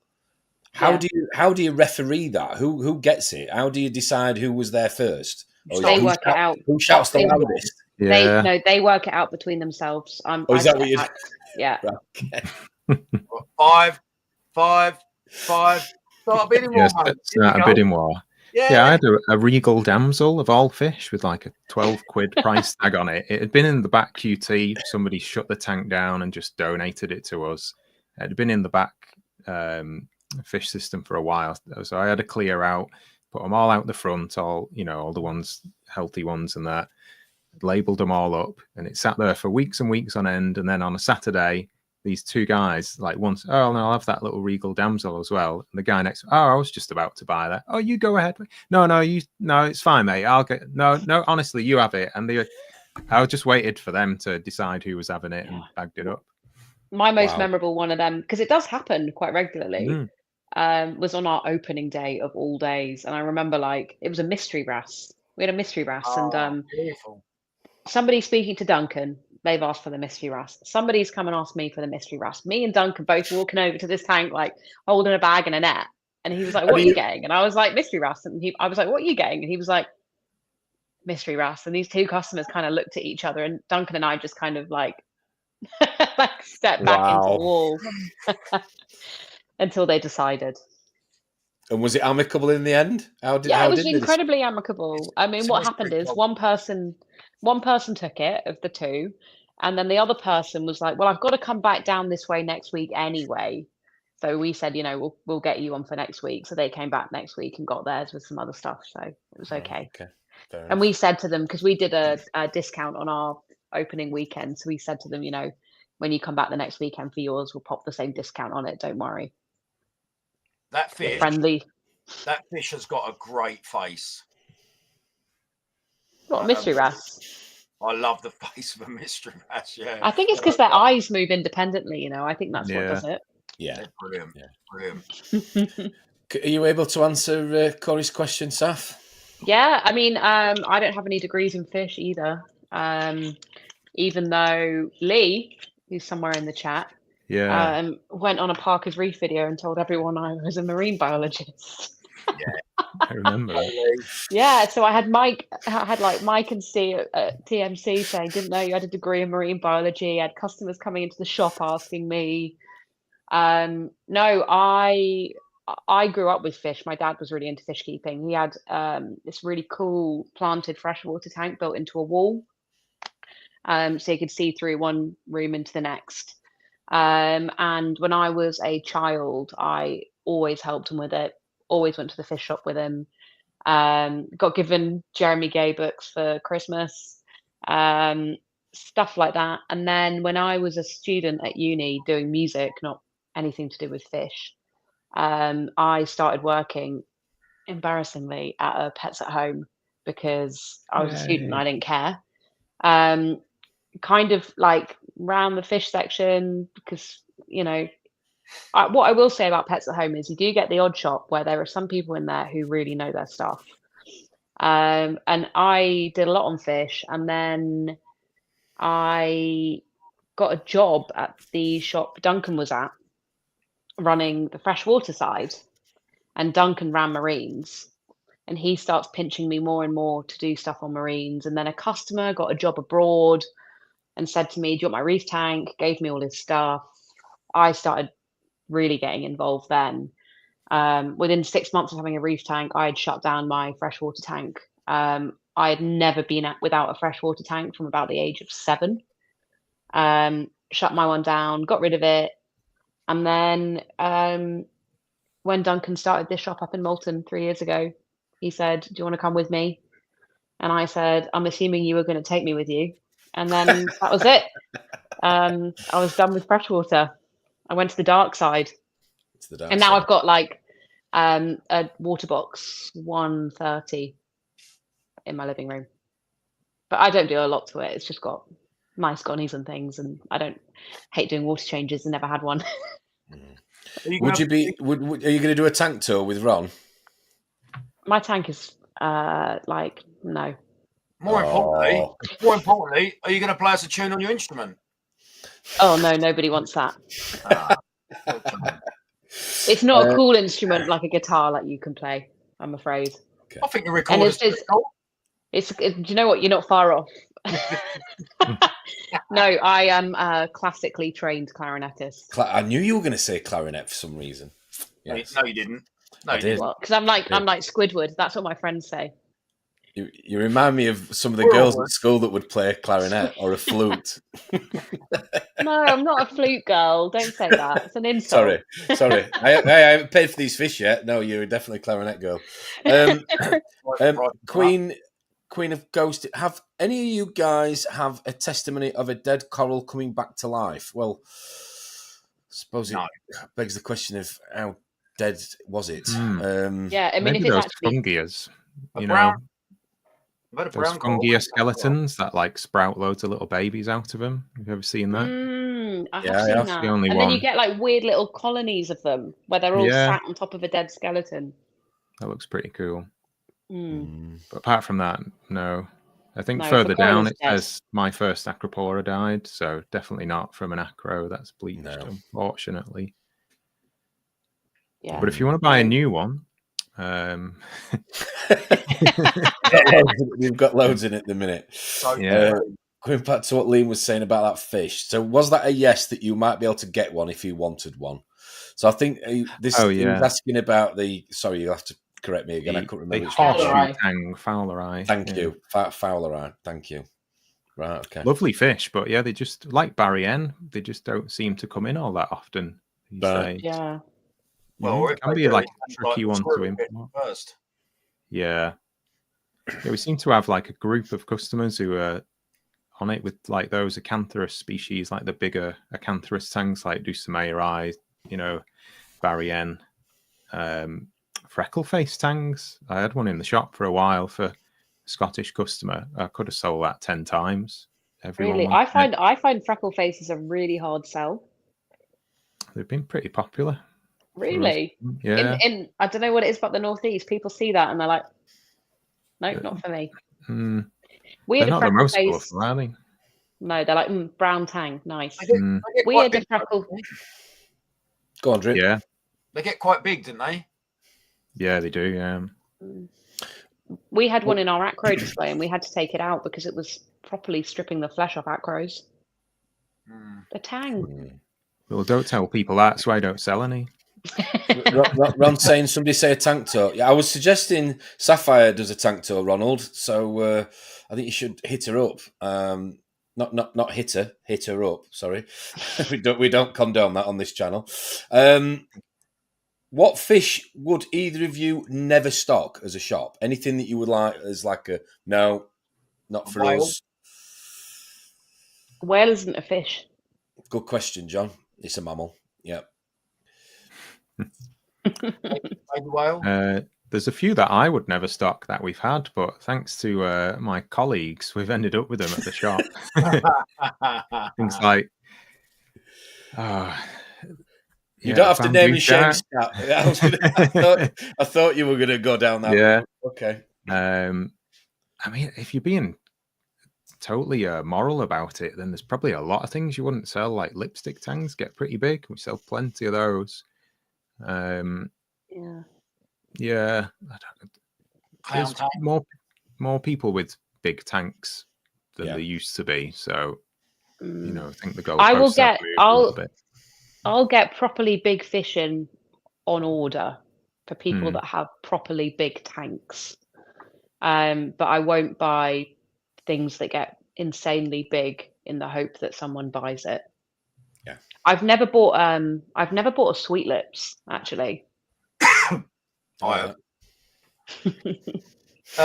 Do you stop it, Tom?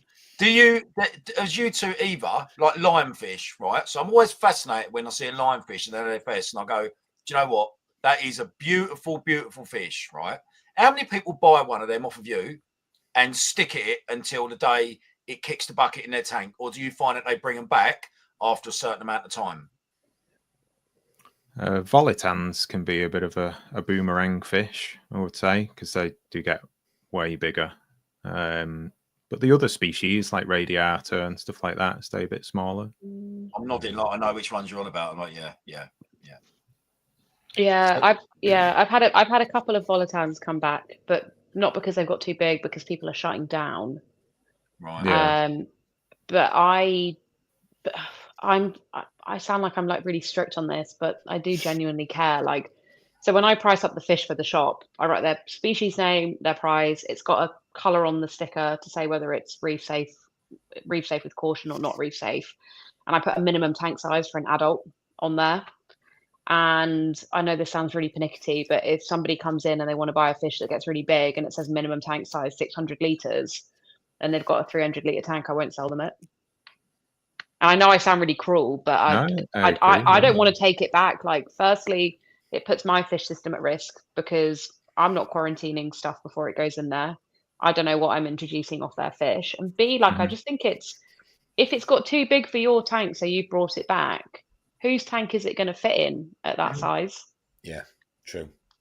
So yeah, I mean, you do get the odd person who's got a smaller tank than what's recommended, but they say, I'm saving up for my like 5 foot, and you know they are actually going to buy it. Those kind of ones, I'm like, that's fine, whatever, take it. But yeah, no, I don't want to see fish I've sold coming back to the shop because they've got too big. Yeah, I've had a man in yesterday who was looking at we've got a little nano tank by our till, a little TMC Next Wave 85. It's small, 85 litre. And the man said to me, how many tangs could I put in that? And I was like, none. And he was like, oh, do I need the 100-litre one for tangs? And I was like, But you shouldn't. Well, I don't think you need to necessarily be a reefer to know that, just looking at the fish. But anyway. Well, this guy was like, I've had reef tanks for 10 years. Oh, oh, right, okay. Yeah. So I was just like, all right, you know what you're on about. People are giving you some grief here, Saf, saying that you're bottling it. You're avoiding the tank tour. Yeah, she has bottled it, definitely. Yeah.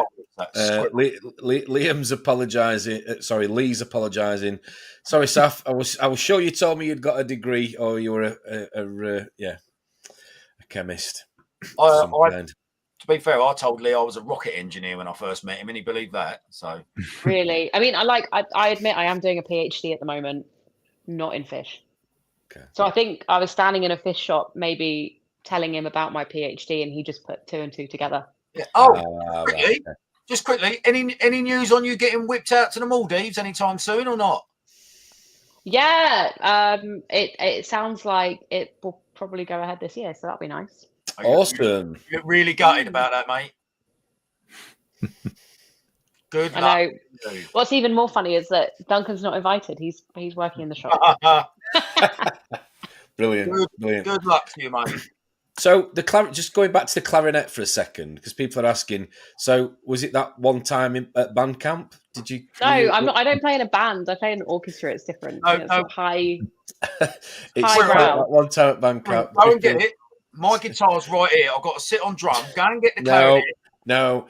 Afterwards, in the green room, you can play that to your heart's content. I'm pretty certain Mike's the one in the band here. Mike? Yes, Mike is in the band. Yeah. Bass in the band, yeah.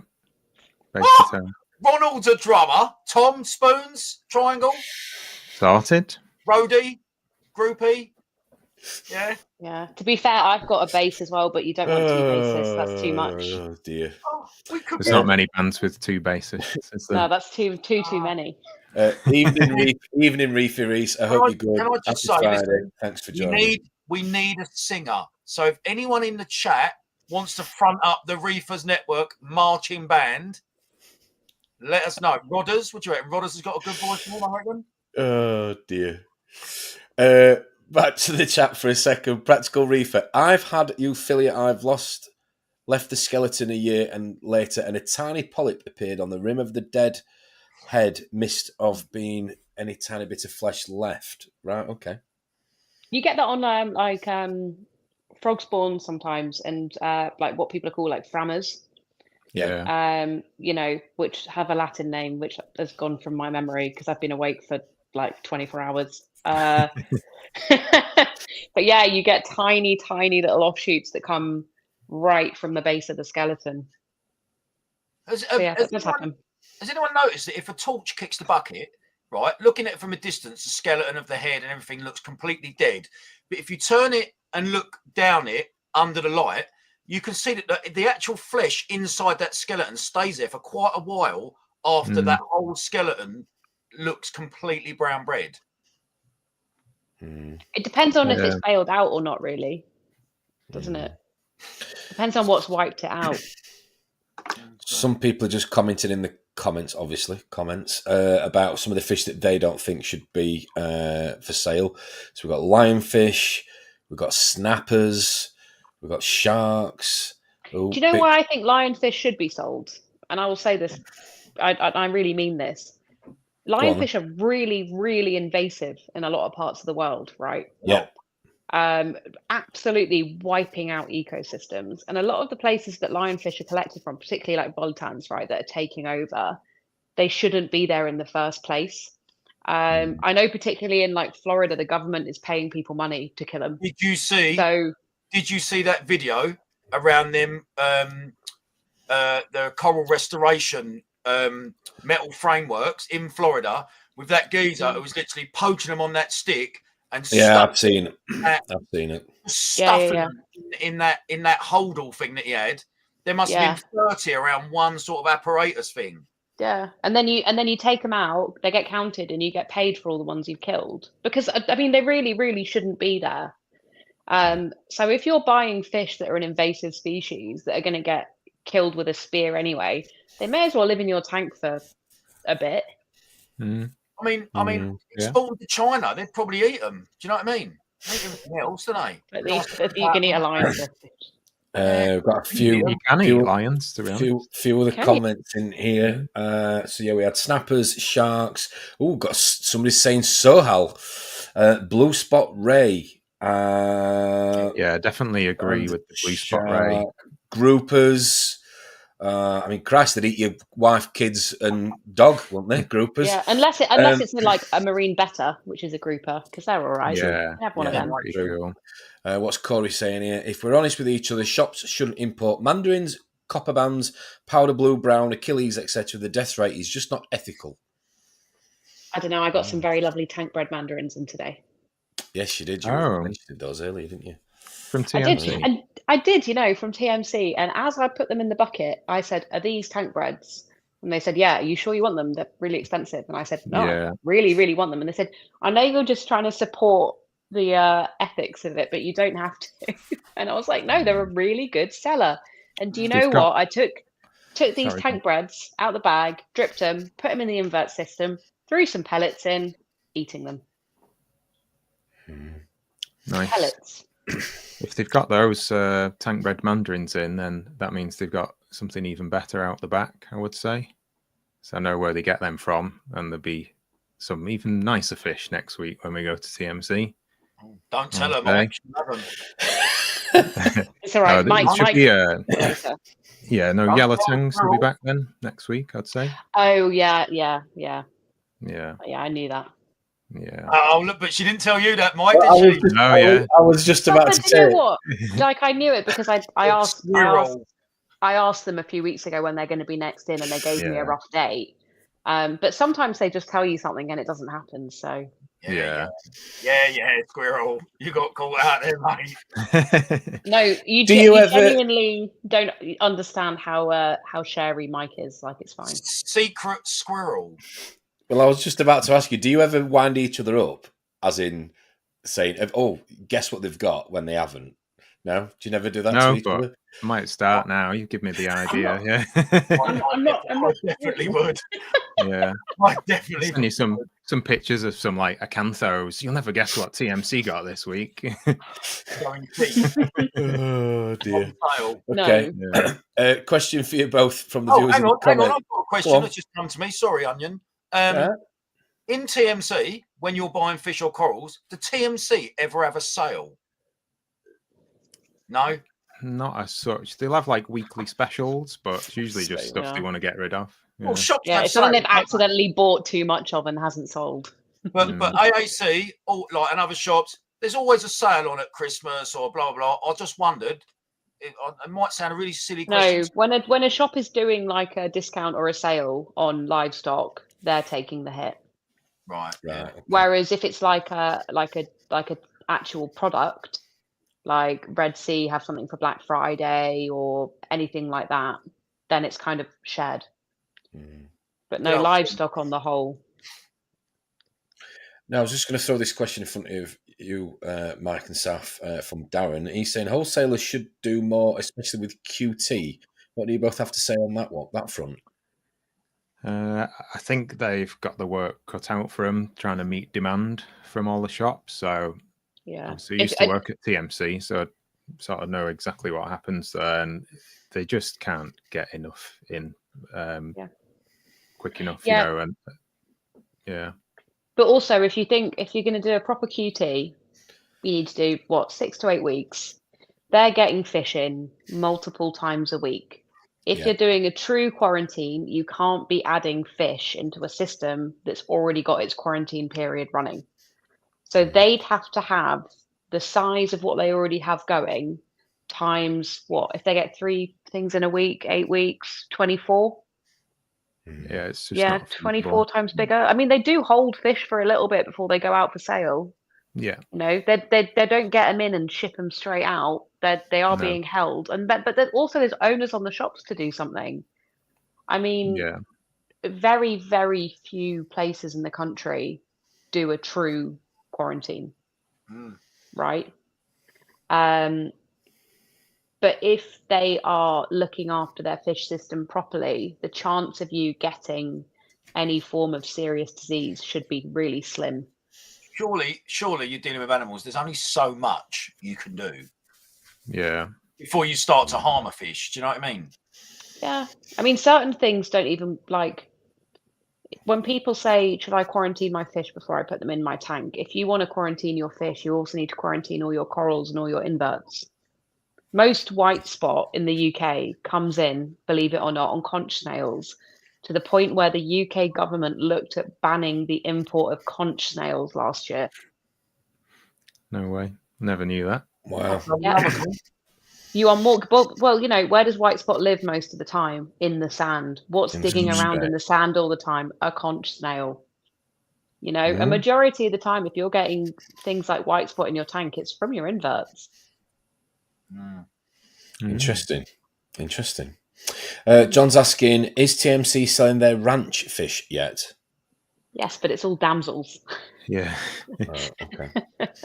When are the manta rays happening, Sapphire? I don't know, this year. This year. Okay. So Ian's saying Sapphire knows more, but she's keeping it. Yes. I honestly don't. I'm guessing Sapphire hasn't watched American Pie. I'm in Drip, so Ian's going to be the lead singer. Critical Reefer, voice of an angel, me. John Writer's backup. I'm as old as Mick Jagger. Does that count? Leroy's got the voice of an angel.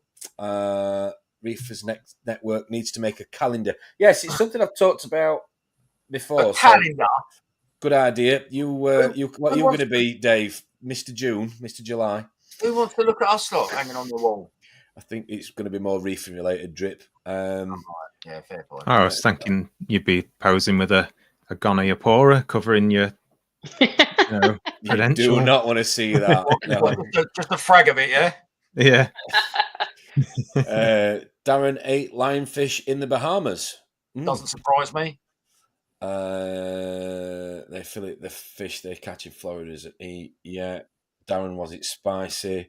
In the same way that in Hawaii you can still spearfish like Achilles tang for sport and eat them. Yeah, you can kill them for fun, but you can't put them in a fish tank. Guarantee it now, mate. You export a load of lionfish to China, they'll gobble them straight up. I bet you any money. Angels Reef, good evening. New avatar, not seen that name before. Thanks for joining us. Appreciate that. Chatting to other people in the comments. Alan Othan, my wife's a singer, Drippy. We've got a full band in. Oh. There we go. We need a name. So do we want to offer the name of it in the chat, Tom? You can offer whatever you want in the chat as long as it's not to me. It could be the Fish Shop Boys. Yeah, like it. And girls. We just do Pet Shop Boys covers and only that, yeah. Oh dear. If they did QT, think of the extra cost that it would add. Yeah, I was going to chirp in with that. You said that quite a while ago. If the wholesaler is not doing QT, then why should a store buy from them and not import directly and back the difference? Because the fish that die in transit happen to the wholesaler, and then we just go and buy the good ones. Yeah. Yeah. Also, they sat. Well, it with them means in copper. it means bag the difference. Yeah, I mean they've sat with them in the copper for a week already. Yeah. So they, TMC use copper in their fish system. So they've already had some form of treatment. Also, TMC are really particular about where they will import fish from and who they trust. You're not just importing fish from anywhere. TMC have the healthiest fish. So sorry, I wasn't laughing at you, Sapphire. I'm just laughing at that's a sea slug you don't nobody wants to see. Yeah. That is a sea hare for sure. The Naked Reefers, some suggestions coming in for the band. Oh dear, It's happening. It's happening. What's current? I mean, sure, for a small store can cherry pick from wholesaler, doesn't have to import big numbers, but I agree there has to be a real benefit paying the premium of a wholesaler. Surif is saying, I also think the hobbyist ultimately has the responsibility for their tanks. If we need to do a full QT, then we can do it ourselves, should we wish. Yeah, that's correct. I mean, I've had a reef tank at home for probably 6 years now, 7 years. I have never had any disease in it at all, and I've never quarantined anything, but I've only ever bought fish for myself. The one thing I would say with people doing that at home is do your research, because different species of fish can take different levels of whatever your quarantine systems. Yeah. Also, there's loads of velvet now that's copper resistant. Wow. Up to really, really high levels. I mean, I don't normally advise people do quarantine. I just say buy your fish from somewhere where the fish look really healthy and fat and aren't flicking about, and you'll probably be okay. If you really want to do something, do like a visual quarantine or tank transfer method. But then you've also got to do it to inverts and corals. Yeah, anything that can carry that little molecule of water with, got you. Dave saying Drippy and the Drifters. Ron says the perfect band name would be Live Rock. Corey's saying, TMC and De Jong, great wholesalers. What about Copper Band? Hey, nice. That's the near degree coming out of you. You've been thinking about this. That's me spying my copper band out the corner of my eye, and I was like, Copper band, like it. John's asking us to ask, does TMC have favourite customers and don't like selling to bad shops? Ooh. We're not asking for names, but surely their favourite customers are the ones that spend the most regularly. Yeah, you'd think. Yeah, I would. That's why Mike's the favourite. Mike's never there though. Mike's always in bed now. Yeah, I know. Well, Mike's just got like people to do it for him. Gone up in the world. No, we're going to take it in turns, me and Steve, actually. So, yeah. I think if you weren't doing it, you'd miss it, wouldn't you? Isn't there a bit? There's got to be a bit of excitement. There's got to be a bit of excitement. I am a little bit sad when I go to TMC and Mike's not there. Oh, Mike was like, because I always went to TMC with Duncan back in the day, and then when we went to the new shop, we mainly got overnights from TMC, and we still do from time to time. Like if it doesn't work out in the calendar for one of us to go. But when I first started going alone, like Mike was the first person to talk to me at TMC, so he's my little TMC friend. Not a lot of shops.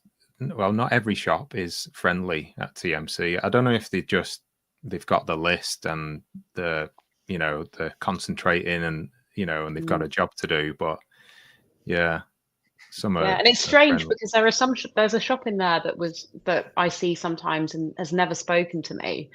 And one of my customers went in their shop recently and said, "Oh, this guy said he sees you at TMC all the time and like he's never said hello to you." And I was like, "Why not?" Yeah. Wow. What's the name of that shop? I can't remember. Oh, very diplomatic. I'm not a gossiper. Sorry. Drippy and the Reefers. Ian saying the TMC QT procedure is insane. Angels Reef is saying very, very few places in the world doing quarantine right now. I believe there's only one place in America that does it. That's it. AAC does quarantine, don't they? They'll do quarantine. Yeah. I think so, But like yeah. AAC are one of the few shops in the country that are actually doing actual quarantine. You know, you see it from time to time where there was a shop this was going back years and years that was doing quarantine, and these customers rocked up to pick up their fish that had gone through quarantine, and they said, "Where's the fish?" And the guy said, "Oh, it went through its quarantine, so I popped it in the fish system ready for you to pick up." And they were like, I think Paul at AAC now he's secured the middle unit as well. I think he's expanding his quarantine system more, because some of the stuff that was in the end unit is going into the middle one, so there's more space. I'm pretty sure he's expanding his quarantine system. Pretty sure. Yeah. But Paul at AAC does real proper quarantine. I've never had any problem with any fish I've bought from there, and literally every single fish I've ever owned has come from there. Milot's saying TMC reps, don't just let anybody buy from them. You get vetted. They don't even. They don't have reps anymore. Underfeeding, parasites, water chemistry. I think Kurt Daz is saying what contributes to fish. Yeah. I mean, healthy fish should be able to get white spot and not die. You know, in the wild, there's white spot kicking about everywhere, but if their immune systems are good and they're really well fed, it's not going to do anything. And it should be the same in your tank. You know, white spot isn't a deadly disease in reefing if your fish are healthy. Yeah, I think it's highly unlikely for a reefer to go throughout his whole journey and not see white spots on some of his fish, on the tails or the fins. You know what I mean? Yeah. Unlikely. Particularly, like, you know, when you do something like stick in a really aggressive tang and everyone's worried, or like you have a power cut, or you even get a just new tank and you move all the stock over. Even just keep putting your hand in the tank. Yeah. White spot shouldn't be deadly, and I think one of the biggest mistakes people make with white spot is seeing it and instantly trying to pull all their fish out and get them in copper, which is the last thing you want to do, really. Yeah. How do you find KKC, Saf? Liam's asking. I've never been to KKC, so I could not comment. Oh, it's lovely. You don't like the old fillet? You don't like the old fillet burger, no? I don't know. I mean, Duncan's known TMC for forever, since Mike worked there. So Drippy was trying to make out it's KFC, not KKC. Sorry. Duncan definitely likes KFC. AAC and Reef Keeper Moss End down south, best two shops in my opinion. You're getting called Dippy Dots. KKC have been the best overall for me. Outstanding. Tang in a TMC 30 habitat tank, Saf. Yes. Try like a lipstick or a Sohal, you know, something like that. Yes. Yes. So we're getting to the end of our 2 hours, ladies and gentlemen. Anything? Are you both working over the coming weekends? I know we'll see you tomorrow. Mike, you working? Okay. Yeah, both days, Saturday, Sunday. Yeah. Yep. Ditto. When do you both tend to have your days off? Incidentally, when do you both get a bit of wind down time? If you do, if ever. Monday, Tuesday for me generally. Yeah. So also Monday, Tuesday for me. Yeah. Are you two? Are you two like secretly engaged and nobody else knows about it? We're secretly actually just the same person. Yeah. Oh, is that what it is? Right. Okay. Yeah. I've just got a Bob Lynn this week. That's it. Yeah. That's why Mike wasn't at TMC today. You've never seen me and Mike in the same room at the same time. So next Saturday we have got a sort of meet together. So what's happened is, as I said earlier, we've got Norfolk Reefer Matt, who's having his birthday. A couple of the guys in the comments a few Sundays ago got talking, and I think he was also on Steve Eastcote Reefer, his YouTube channel, when he was talking to me. We were saying about it'd be good to get together. So it turned out that, I think, like Drippy said earlier, I think there's about 20 people so far that have sort of put the name down and said they're going to come on and be part of the first Reef meet. So we've set the date. It's next Saturday for anybody that lives in that sort of area or can commute down. Literally last minute, like I say, it was just short notice for some people, but everybody decided in the little Jolly Boys group it'd be a good idea to get together, so we have done. So it's next Saturday, 1st of February at 10 o'clock at AAC. Big shout out to Paul and Flange, because they've put on, or they're saying they're going to put on a little bit of food and beverages, and I think there'll be a couple of special offers on the day for those of you that are coming down on the network. Discount, which is really much greatly appreciated. We're just trying to invigorate, or should I say, energise what I remember when I first got in the hobby, the local LFSs, with people getting together on a Saturday, Sunday, and having a chat, maybe a frag swap here and there, and et cetera, et cetera. So they are on the Facebook page that we started a couple of weeks ago. Big shout out to Liam in the chat again, Gills Aquarium, for helping with that. Don't do much on Facebook, so apologies if it doesn't look that slick. But if you can give it a like, it would be appreciated. There will be future meets going on there. We know that everybody doesn't live in the same part of the country, so we are literally going to try and go up and down the country and try and organise one at least a month, or one a month, should I say, that works out for everybody else's calendars and locations and budgets. So, please check out the Facebook page for that. On Sunday, myself, the Dripster, Ian, we'll be back Sunday morning to have a chat with Hayley. We finally tracked her down.